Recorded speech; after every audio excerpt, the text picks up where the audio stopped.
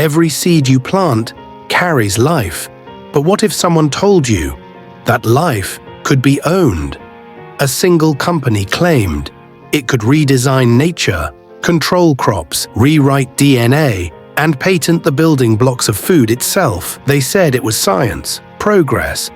But the world saw something else: lawsuits, cancer trials, farmer suicides, and corruption buried in research. This is the story of Monsanto, the company that promised to feed the planet, but ended up dividing it. A story of power, science, greed, and the future of the food we all eat. This is Monsanto, Seeds of Power, the origin of a giant. The year was 1901.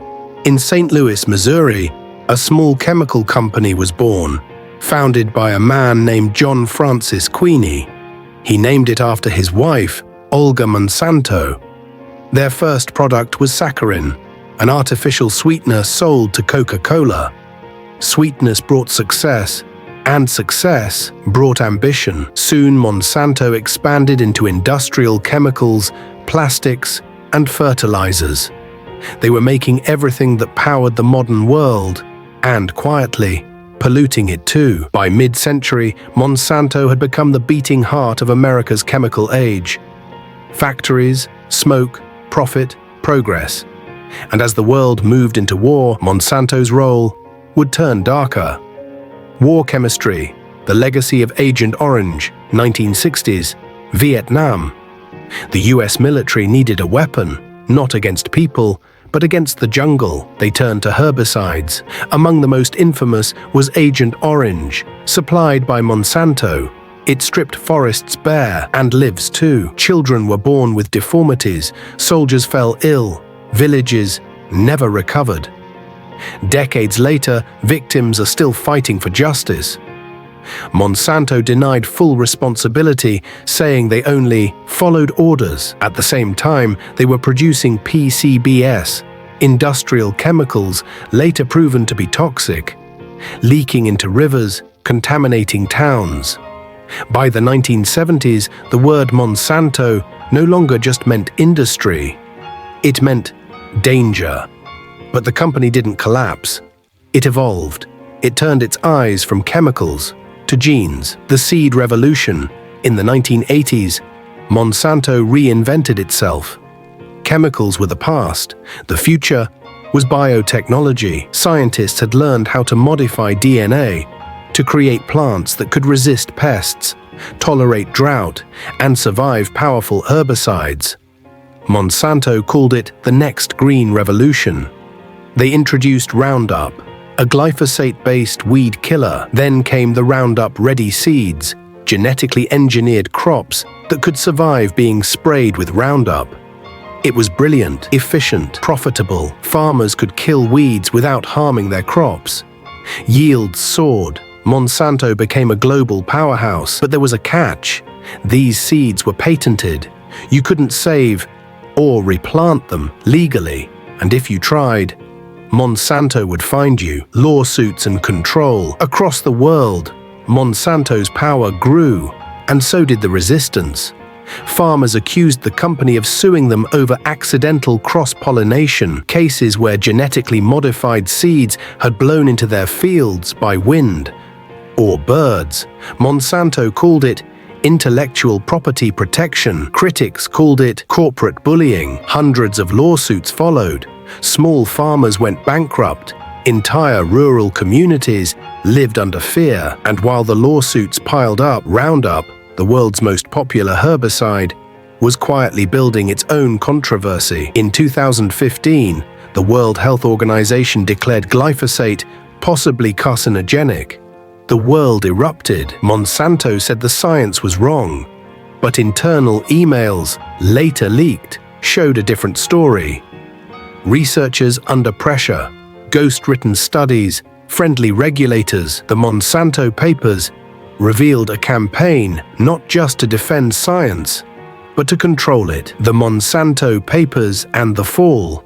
In 2017, courts ordered the release of thousands of Monsanto's internal documents. They exposed the inner workings of a company fighting to protect its empire. Emails showed executives coordinating media strategies, influencing studies, even discussing ways to kill unfavorable research. Then, in 2018, a historic verdict. A California gardener named Dwayne Johnson sued Monsanto, claiming Roundup caused his cancer. He won $289 million in damages. It was the first domino. Tens of thousands of similar lawsuits followed. By 2020, Monsanto's parent company, Bayer, had paid over $10 billion to settle claims. But the damage wasn't just financial, it was moral.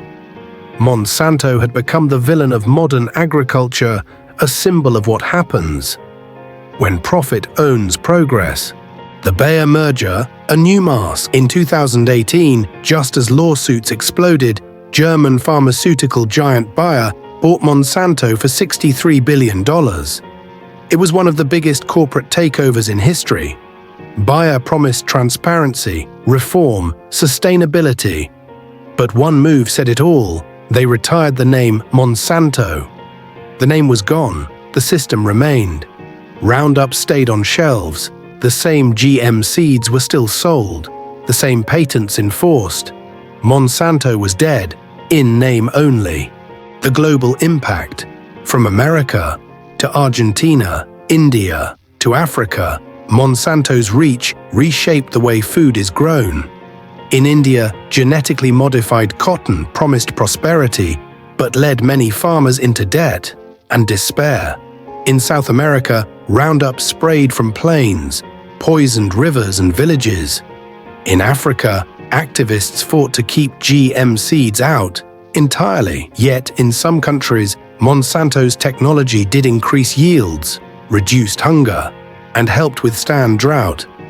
That's the paradox: innovation and exploitation, hope and harm, all in the same seed. Today, most of the world's food supply still depends on seeds descended from Monsanto's designs. It's not just a company anymore. It's a legacy, woven into our DNA, the future of food. The story doesn't end with Monsanto. It just changes its name and its tools. Now, new players are rising. Bayer, Syngenta, Corteva, building climate-smart crops. And a new technology, CRISPR gene editing, promises precision farming. But the question remains, will it feed the planet or control it?